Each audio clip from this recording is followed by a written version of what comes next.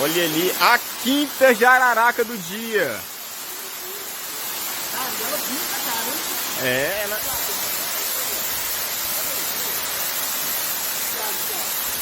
Ah, bicha nervosa.